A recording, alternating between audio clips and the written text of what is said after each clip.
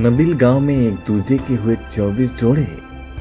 जामुगोरी हाट के तोभांगा नबील गांव के नामघर में सामूहिक विवाह का आयोजन किया गया। आईमातृসকলে नबील गांव आईमातृসকলে सहयोग হৈ আজি বহাগৰ 30 তাৰিখে 24 জোড়া যুৱক যুৱতীৰ লগত আমি বিয়া পাতি দিয়া হৈছে। ৰাতিপুৱা আমি 6টা বজাৰ পৰা তেওঁলোকৰ লগত সহযোগ কৰি বহিমৰা নদীত আমি আইসকল আৰু যুৱক যুৱতীৰ লগত লৈ জল যাত্ৰা কৰিলো।